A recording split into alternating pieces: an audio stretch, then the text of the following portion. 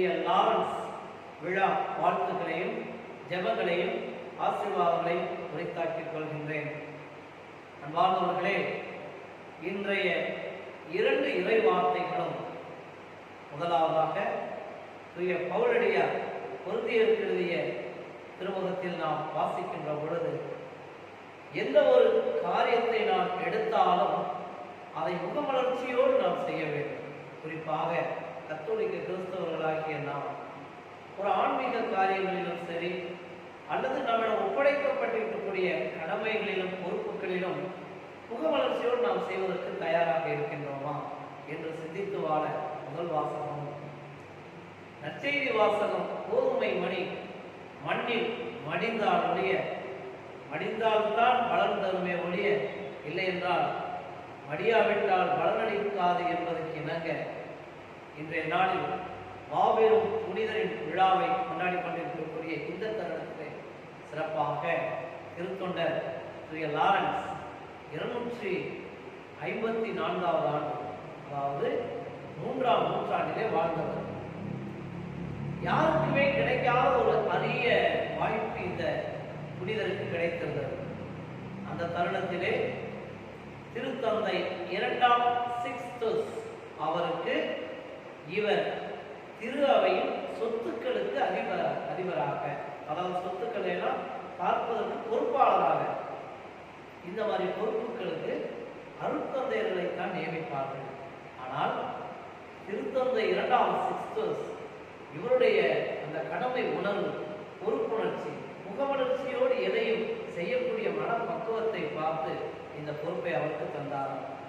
அந்த தருணத்திலே வலேரியன் என்ற ஒரு கொடூரமான அரசன், தொடக்கத்தில் அவன் நம் கத்தோலிக்க திரு அவையோடு சில காரியங்களில் ஏற்றுக்கொண்டாலும் இணைந்து செயல்பட்டாலும் காலப்போக்கில் அந்த வலேரியன் உலகம் தரக்கூடிய பாதையில் சென்று நம் கத்தோலிக்க திரு அவையை சின்ன பின்னமாக்க வேண்டும், தனக்குரியதாக்கி கொள்ள வேண்டும், அந்த சொத்துக்களை எல்லாம் என்ற ஒரு ஆணவ கோட்பாட்டோடு சுயநலம் நிறைந்த மனநிலையோடு வாழ்ந்ததினாலே ஒரு நாள் திருத்தந்தை 2ஆம் சிக்ஸ்துஸ் அங்கே சென்று திரு அவையின் சொத்துக்களை எல்லாம் எனக்கு கொடுக்க வேண்டும் என்று கேட்டுக்கொண்டார்.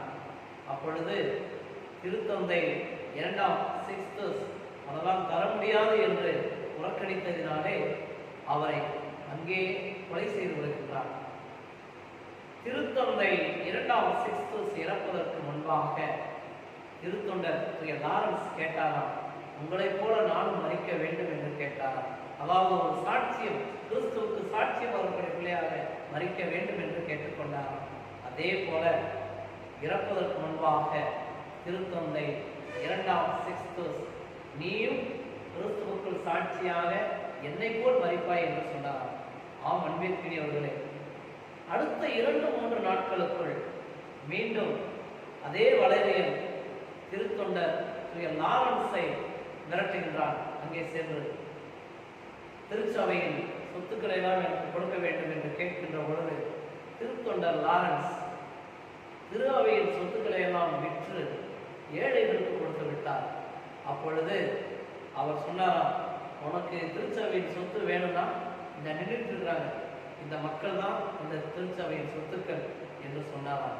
கோபம் அடைந்த வலேரியன் பாசத்திற்கினியவர்களே இரும்பு கட்டில் அவரை படுக்க வைத்து, சாதாரணமாக சாப்பாடு செய்கிற ஒரு சட்டியில் கேஸ் அடுப்பில் வச்சாலே அவ்வளோ சூடே இருக்கும். அந்த இரும்பு கட்டிலில் படுக்க வைத்து அடிப்புறத்தில் நெருப்பை மூட்டி விட்டானாம். அவ்வாறு நெருப்பை மூட்டுகின்ற பொழுது இரும்பு கட்டில் நேரம் போக போக என்னாகும், பழுப்பு கடலில் மாறியது. அவருடைய உடல் வேக ஆரம்பிக்கின்றது. அப்பொழுது கூட திருத்தொண்டர் தூய லாரன்ஸ் முகமலர்ச்சியோடு தன்னை மற்றொரு பக்கம் தோசையை புரட்டி போடுற மாதிரி என்னை புரட்டி போடுங்கள் என்று சொன்னாராம். ஆம் அன்பிற்குரியவர்களை சிந்தித்து பார்ப்போம். எப்படிப்பட்ட ஒரு மாபெரும் புனிதரை தாயார் திரு அவை நமக்கு கொடுத்திருக்கிறது. நீங்களும் நானும் முகமலர்ச்சியோடு திருத்தொண்டர் லாரன்ஸை போல எதையும் செய்வதற்கு தயாராக இருக்கின்றோமா? முகமலர்ச்சியோடு கடவுளுக்காக நம்மை அர்ப்பணிக்க தயாராக இருக்கின்றோமா? சிந்திப்போம். ஆண்டவர் இயேசு கிறிஸ்துவுக்காக எந்த ஒரு காரியத்திலும் எந்த நம்மை நம்பி வருகின்றவர்களுக்கு முகவளர்ச்சியோடு செய்வோம் என்ற மனநிலையை இந்நாளில் நம் உள்ளத்தில் பதிய வைத்ததை வாழ்வாக்கியதை மற்றவர்களுக்கு பகிர்ந்து கொடுக்கக்கூடிய பிள்ளைகளாக வாழ தொடர்ந்து இந்த உன்னதமான வழியில் பங்கு பெறுவோம். ஆண்டவர் இயேசு கிறிஸ்துவின் ஆசிரை பெறுவோம். எல்லாம் வல்ல இறைவனிடமும் சகோதரங்களிடமும் நான் பாவி என்று சொல்கிறேன். ஏனையாலும் சொல்லாலும் செயலாலும் கடமைகள் தவறியாலும் பாவங்கள் பல செய்தேன். என் பாவமே என் பெரும்பாவமே. ஆகையால் எப்பொழுதும் கன்னியான மரியாதையும் சகோதர சகோதரிகளே உங்களையும் எனக்காக வேண்டிக் கொள்கிறேன். எல்லாம் வல்ல இறைவன் நம் மீது இரக்கம் வைத்து நமது பாவங்களை போக்கி நம்மை நிறைவான வாழ்வுக்கு அழைத்துச் செல்வாராக.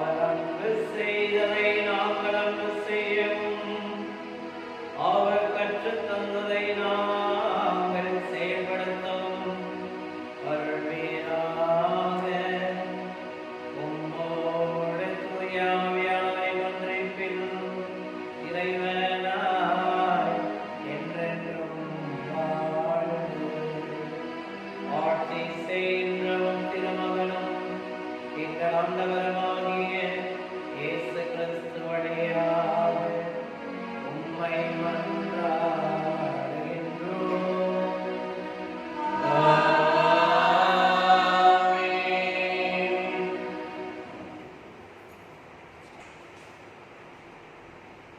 முகமலர்ச்சியோடு கொடுப்பவரே கடவுளின் அன்புக்குரியவர். திருத்தூதர் பவுல் கொரிந்தியருக்கு எழுதிய 2ஆம் திருமுகத்திலிருந்து வாசகம். அதிகாரம் 1 இறைவார்த்தைகள் 6 முதல் 10 முடிய. சகோதர சகோதரிகளே, குறைவாக விதைப்பவர் குறைவாக அறுவடை செய்வார், நிறைவாக விதைப்பவர் நிறைவாக அறுவடை செய்வார். இதை தெரிந்து கொள்ளுங்கள். ஒவ்வொருவரும் தம்முள் தீர்மானித்தபடியே கொடுக்கட்டும். மனவசத்தோடோ கட்டாயத்தினாலோ கொடுக்க வேண்டாம். முகமலர்ச்சியோடு கொடுப்பவரே கடவுளின் அன்புக்குரியவர். கடவுள் உங்களை எல்லா நாட்களாலும் நிரப்ப வல்லவர்.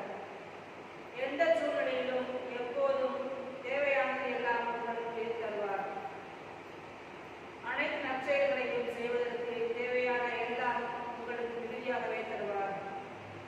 ஒருவர் ஏழைகளுக்கு வாரி வாரி வழங்கும் போது அவரது நீதி என்றென்றும் நிலைத்திருக்கும் என்று மறைந்து எழுதியுள்ளது அல்லவா? விதைப்பவருக்கு விதையையும் உண்பதற்கு உணவையும் வழங்குபவர் விதைப்பதற்கு வேண்டிய விதைகளை வழங்கி அவை முளைத்து வளரச் செய்து அரசெயல்களாகிய விளைச்சலை மிகுதியாக தருவார். ஆண்டவர் அருள்வாக்கு. பதுவை பாடல் 40. மனமிறங்கி கடன் கொடுக்கும் மனிதர் நன்மை அடைவர். ஆண்டவருக்கு அஞ்சி நடப்போர் பேறு பெற்றோர். அவர் தம் கட்டளைகளில் அவர்களுக்கு மகிழ்வு அடைவர். அவர்களது வழிமரபு பூவுலகில் வலிமை மிக்கதாயிருக்கும்.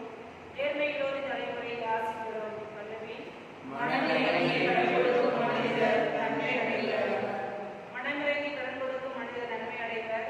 அவர்கள் தம் அலுவல்களில் நீதியுடன் செயல்படுவர். எந்நாளும் அவர்கள் அசைப்பார். நேர்மையுள்ளோர் மக்கள் மனதில் வெற்றும் வாழ்வர். பல்லவி.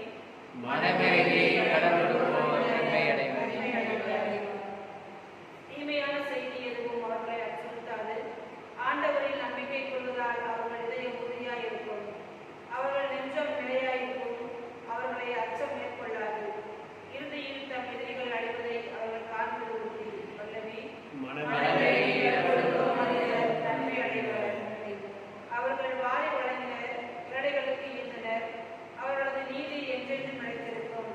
அவர்களது வலிமை மாற்றுடன் மேலோங்கும். பல்லவி.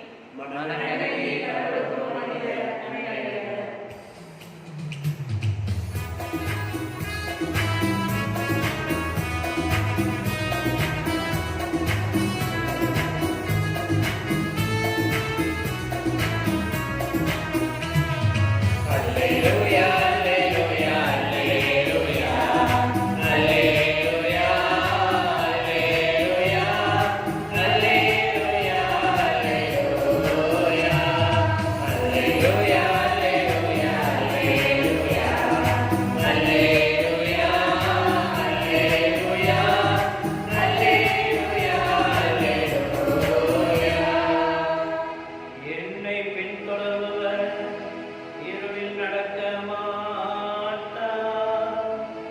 வாழ்வுக்கு வழிகாட்டும் ஒளியை கொண்டிருப்பார் என்கிறார் ஆண்டவர்.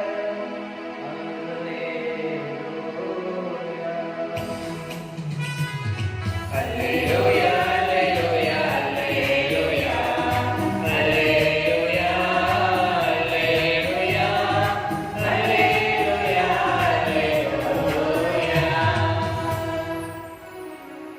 வார்த்தையாகிய இறைவன் நம் ஒவ்வொருவரோடும் இருப்பாராக.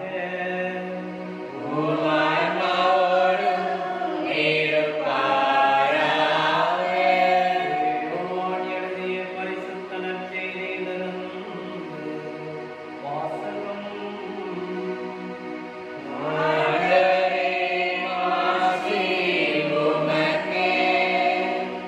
யோவான் நற்செய்தி அதிகாரம் 12 இறைவனின் உயிருள்ள வார்த்தைகள் 24 முதல் 26 முடிய. அக்காலத்தில் இயேசு தம் சீடரை நோக்கி கூறியது: கோதுமை மணி மண்ணில் விழுந்து மடியாவிட்டால் அது அப்படியே இருக்கும் என, அது மடிந்தால்தான் மிகுந்த விளைச்சலை அளிக்கும் என உறுதியாக உங்களுக்கு சொல்கிறேன். தமக்கென்றே வாழ்வோர் தம் வாழ்வை இழந்து விடுவர். இவ்வுலகில் தம் வாழ்வை பொருட்டாக கருதாதோ நிலை வாழ்வுக்கு தம்மை உரியவராக்குவர். எனக்கு தொண்டு செய்வோர் என்னை பின்பற்றட்டும். நான் இருக்கும் இடத்தில் என் தொண்டரும் இருப்பர். எனக்கு தொண்டு செய்வோருக்கு தந்தை மதிப்பளிக்கிறார்.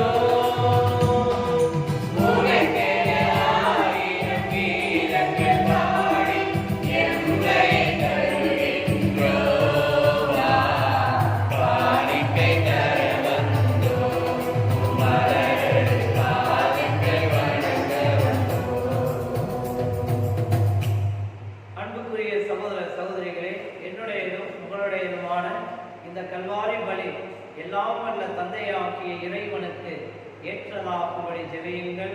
ஆண்டவர் தம்மை பேரில்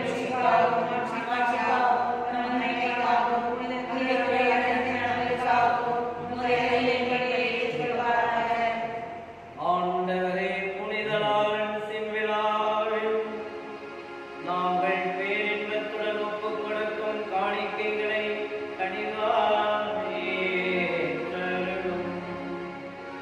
அவை உங்கள் மீட்புக்கு உதவியாயிருக்க செயல்களை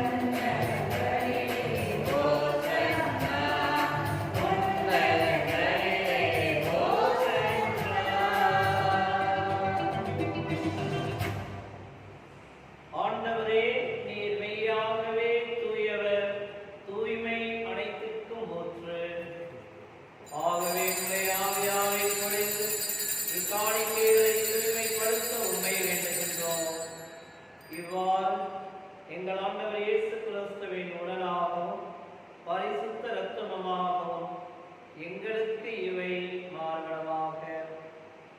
அவர் தாம் பாடுபட உளம் கணிந்து தம்மை கையளித்த போது அப்பத்தை எடுத்து நன்றி செலுத்தி அதை பிட்டு தமது அன்பு நிறைந்த சீடர்களுக்கு இயேசு கூறியதாவது: அனைவரும் இதிலிருந்து பெற்று உண்ணுங்கள், ஏனெனில் இது உங்களுக்காக கையளிக்கப்படும் என் உடல்.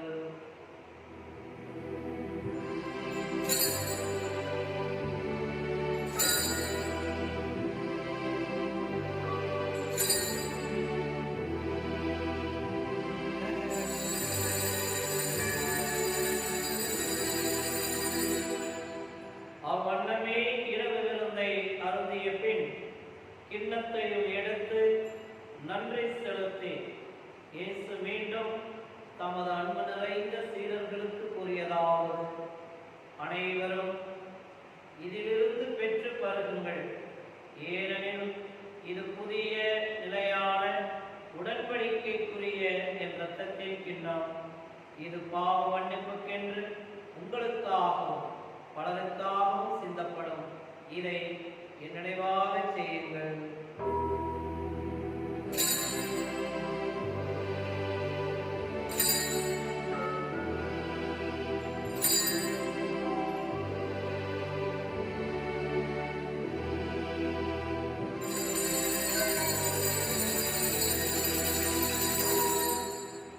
நம்பிக்கையின் மறைபொருள்.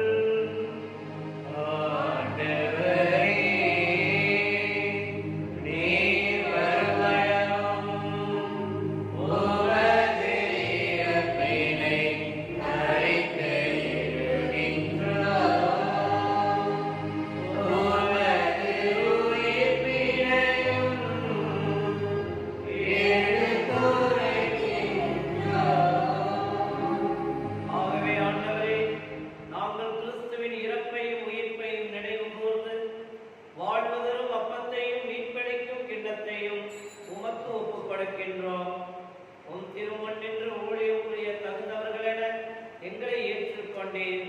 எனவே உமக்கு நன்றி செலுத்துகின்றோம். மேலும் கிறிஸ்துவின் உடலிலும் இரத்தத்திலும் பங்கு கொள்ளும் எங்களை தூய ஆவியானவர் தாமே ஒன்று சேர்க்க வேண்டுமென உம்மை தாழ்மையோடு வேண்டுகின்றோம். ஆண்டவரே, உலகெங்கும் பரவி இருக்கும் உமது திரு அவையை நினைவு கூர்ந்தருளும். சிறப்பாக எங்கள் திருத்தந்தை பிரான்சிஸ், எங்கள் பேராயர் ஆண்டனி பாப்புசாமி, எல்லா திருநிலையினரையும் உம்முடைய திரு அவையையும் கனிவான அன்பினாலே நிறைவு பெறச் செய்தருளும்.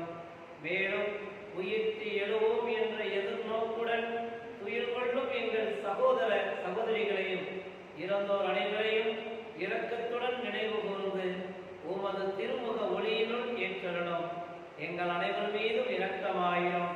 கடவுளின் கன்னித்தாயான ஆட்சிமிக்க தூய ஆரோக்கிய அன்னை, அவரது அன்பு கணவரான புனித யோசேப்பு, புனித திருத்தூதர்கள், இவ்வுலகில் உமக்கு உகந்தவராய் இருந்தோம். சிறப்பாக இன்று நாங்கள் விழா எடுத்து கொண்டாடும் திருத்தொண்டரும் புனிதருமான தூய லாரன்ஸ் மற்றும் எமது உயர்மறை மாவட்டத்தின் பாதுகாவலரும் மறைசாட்சியுமான தூய அருளானந்தர் ஆகிய புனிதர்கள் அனைவருடனும் நாங்கள் நிறைவாழ்வில் பங்கு கொள்ளும் தகுதி பெற்று உம் திருமகன் இயேசு கிறிஸ்து வழியாக உம்மை புகழ்ந்தேத்தும் மரமல்ல உம்மை மன்றாடுகின்றோம். இவர் வழியாக இவரோடு இவரில்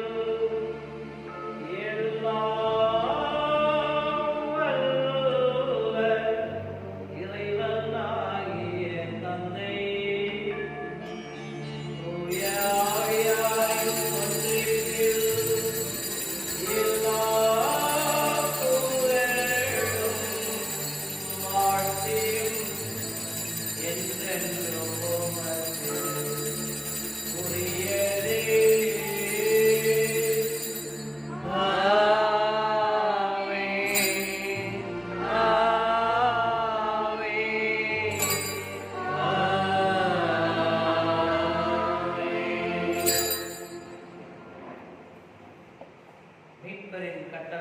கற்பிக்கப்பட்டு இறை படிப்பினையால் பயிற்சி பெற்ற நாம் துணிந்து சொல்வோம். தந்தையே, உமது பெயர் போற்றப்படுக, உமது ஆட்சி வருக, உமது திருவிழம் விண்ணுலகில் நிறைவேறுவது போல மண்ணுலகிலும் நிறைவேறுக. எங்கள் அன்றாட உணவை இன்று எங்களுக்கு தாரும். எங்களுக்கு எதிராக குற்றம் செய்தோரை நாங்கள் மன்னிப்பது போல எங்கள் குற்றங்களை மன்னியும். எங்களை சோதனைக்கு உட்படுத்தாதே, தீமையிலிருந்து எங்களை விடுவித்தருளும். ஆண்டவரே, தீமை அனைத்திலிருந்தும் எங்களை விடுவித்து எங்கள் வாழ்நாளில் அமைதியை கனிவுடன் அருள உம்மை வேண்டுகின்றோம். உமது இரக்கத்தின் உதவியால் நாங்கள் எல்லா விதமான பாவத்திலிருந்தும் எப்போதும் விடுதலை பெற்று யாவொரு கலக்கமுமின்றி நலமோடு இருப்போமாக. நாங்கள் எதிர்நோக்கி இருக்கும் பேரின்பத்துக்காகவும் எங்கள் மீட்பராகிய இயேசு ஆண்டவரின் இரண்டாம் வருகைக்காகவும் காத்திருக்கின்றோம். ஏனெனில் ஆட்சியும் வல்லமையும் ஆட்சியும் என்றென்றும் அதே. ஆண்டவரே இயேசு கிறிஸ்துவே, அமைதியை உங்களுக்கு விட்டு செல்கின்றேன். இந்த உலகம் தர முடியாத அமைதியை உங்களுக்கு தருகிறேன் என்று உம் திருத்தூதர்களுக்கு சொன்னீரே. எங்களுடைய குற்றங்கள், குறைகள், பாவங்கள், விலகினங்கள் இவற்றையெல்லாம் பொருட்படுத்தாது நீங்க ஏற்படுத்தி கொடுத்த கனிவான திரு அவையில் அன்பான வேண்டுதல்களையும் நம்பிக்கையையும் கண்ணோக்கி உமது திருவுளத்திற்கு ஏற்ப அதற்கு அமைதியையும் ஒற்றுமையையும் அளித்தருள்வீராக. என்றென்றும் வாழ்ந்து ஆட்சி செய்கின்றவர் நீரே. ஆமென். ஆண்டவர் இயேசு கிறிஸ்துவின் அன்பும் அமைதியும் அருளும் ஆசீரும் சமாதானமும் இரக்கமும் நம் ஒவ்வொருவரோடும் என்றும் எப்பொழுதும் இருப்பதாக.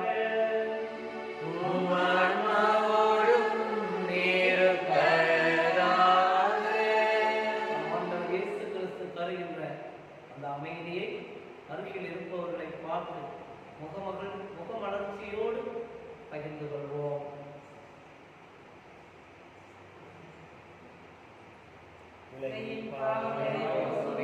செம்மறியே, எங்கள் மேல் இரக்கமாயிரும். உலகின் பாவங்களை போக்கும் இறைவனின் செம்மறியே, எங்கள் மேல் இரக்கமாயிரும். உலகின் பாவங்களை போக்கும் இறைவனின் செம்மறியே, எங்களுக்கு அமைதி அளித்தருளும். பரிவர்த்தத்தினால் உள்ளத்தை காத்திடும் அவர்தான்